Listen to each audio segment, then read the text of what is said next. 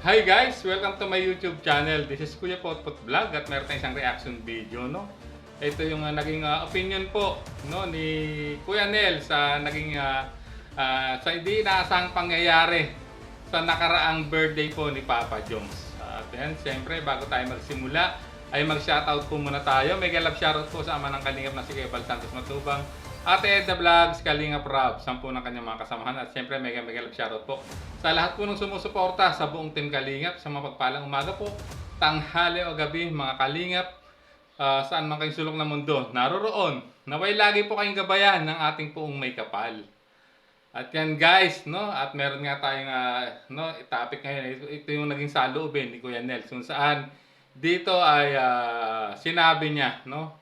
Kung ano yung stand niya para sa nangyari at dito nagbigay din siya ng ilang detalye na patungkol dun nga sa naging setup po ng organizer po no ng sa birthday celebration ni Papa Joms. So panoorin po natin ang kanyang video.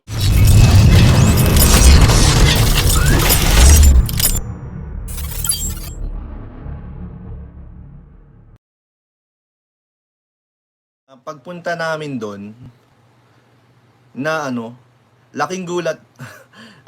Nagulat ako talaga. Nagulat po ako sa nakita ko may mga support, maaga pa nga po nakadaan po kami doon maaga. Pagtingin ko po, may mga supporter po sa labas. Tapos di pumasok na po nauna pumasok si Mayora pumasok. Ang tagal nga po bago makapasok Hindi agad nakapasok. Tapos naawa din ako kasi mayroon pong ibang mga iba rin na mga supporters din na lalo na yung mga medyo matatanda nasa labas po. Naawa ko. Medyo talaga ako. Sabi ko, kung ganito ang pumasok sa isip ko, kung ganito ang sistema dito. Hanggang mamaya, baka talaga. Baka magkaroon ng problema talaga.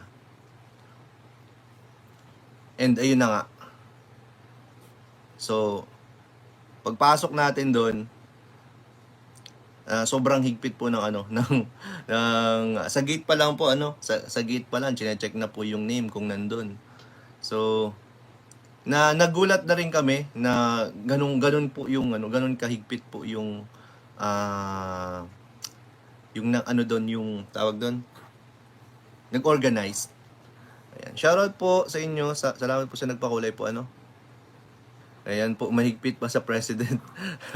Grabe nga po ayun na nga. 'Di ba ang oras yata ng start ng program is mga ang call time is 5:30. And mag-aalas 8 na. Mag-aalas 8 na. Hindi pa nag-i-start po yung program. So, ang nangyari po, nung may nagkuwento nga na may iba daw na nung gabi na, medyo gabi na dumating daw po na mga ibang mga supporters na hindi po nakakapasok sa venue. Sabi ko na yun ang Pero para sa akin dapat kasi kung ganon kung kasama naman nila si Kuya Bal, si Ate Edna. Then may gusto silang papasukin sila Ate Edna and si Kuya Bal. Dapat hindi na po nila kinokontra. Kasi na yun parang ang nangyayari parang hindi na tayo marunong kumilala. 'Di ba? Kahit na sabihin natin ganito yung natin, ganito yung tawag diyan. Ganito yung rules natin dito, yung nakalista lang. Yan. Pero wag nating kalimutan magbigay po palagi ng wag nating kalimutan lagi magbigay ng consideration, no? Marunong tayong maging considerate and kilalanin natin kung sino yung yung humihingi ng pabor. 'Di ba? Si Kuya Bal yan and si Ate Edna yun Parang sa tingin ko doon talaga nagkaroon ng doon sila nagkamali. So, ayan guys, no? At narinig niyo naman ang naging opinion o saloobin, no, ni Kuya Nel, no, patungkol sa naging insidente o naging hindi inaasahang pangyayari sa birthday celebration ni Papa Jom sa Blue Rock. So, it means, no, dito, ano nyo, na-experience niya rin, no, talagang nagulat siya na ganong kahigpit, no, yung pinatutupad na na ano na parang rules, no, or dun sa event, no, na kanilang pupuntahan, no, event siya eh, talagang nagulat, sabi nga niya na talagang na mahigpit nga, no, na talagang may pinatutupad talaga na guidelines, no, ika nga. At yun nga, nabanggit niya rin ni Kuya Nels na nakita niya maraming mga supporters na naandun na, no. Sabi niya kahit nung maaga pa lang pagpunta niya, eh, nakita niya na at parang pansin niya na parang maraming pa rin nasa labas at yun nga kinutuban siya na pag ganun pa rin ang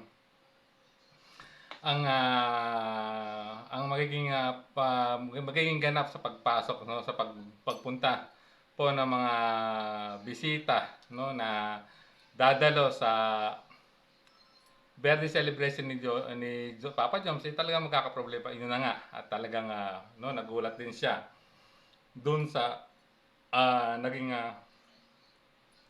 pangyayari, no, kung saan yun nga na-experience ni Ate Edna at ni Kuya Bal, no, kung saan yung anak nga nung ni Yangmi na si Pau ay hindi talaga pinapasok, although no na pinapadrinuhan na, no, ni Kuya Bal, no.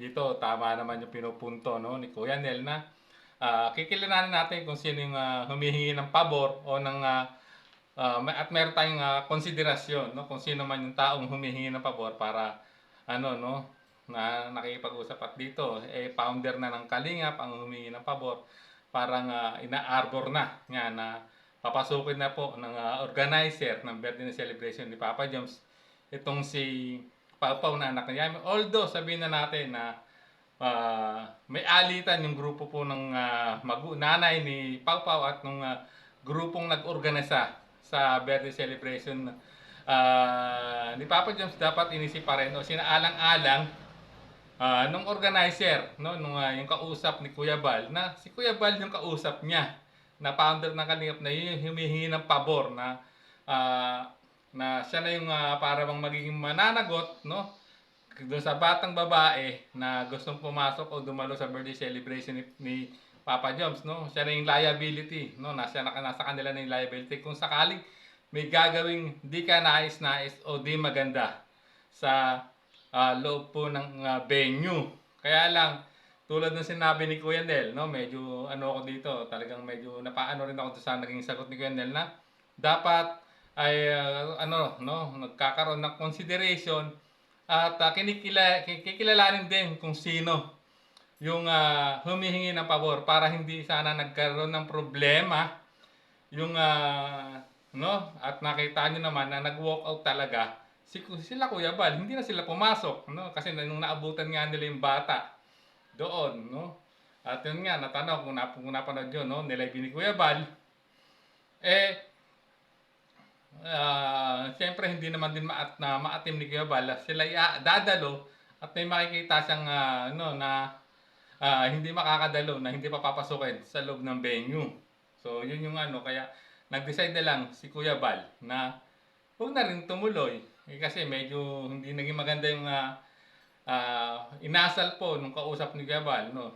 Which is tama naman sa talagang sinabi ni Kuya Nel na dapat kikilalanin or binibigyan natin konsidera, no? Kasi kung ang kausap naman natin ay founder ng Kalingap, no? No? Sana kinonsidera na lang 'yon, no? Na sana hindi na nila pinagbawalan pa, hinayaan lang nila. Kung nagda-doubt pa rin sila, edi ano, magmasid sila, no? Tutukan nila ng mata, no? I-monitor nila sa loob ng venue yung bata kung may ganang gagawin talaga, no? Kasi sa tingin ko wala namang gagawin yung bata kasi alam kong gagarantehan yon ni Kuya Bal at Ate Edna, no? Ang gusto lang ng talaga ng bata maka-attend o makapasok sa loob para makisaya sa gaganaming ginaganap na birthday celebration ni Papa Jom. So dito sa sinabi ni Kuya Nel, no, ay talagang maliwanag na mali talaga yung nag-organize, no. Na sinasabi nga niya na dapat nagkakaroon ng konsiderasyon mga kalingap. So hindi ko naman din ako nagiging masaya dito kung ano man yung alitan, no, ni nung grupong yon, no, na nag-organize sa birthday Papa John's at sa grupo ni Yang Mi, sana inilabas na lang yung bata. Although may mali din naman si Yang Mi, no, sa ano, hindi ko naman din sa akin nakampanya. Although may mali si Yang Mi, dapat kung alam niyang hindi makakapasok yung batang babae na anak niya, dapat hindi na niya pinapunta.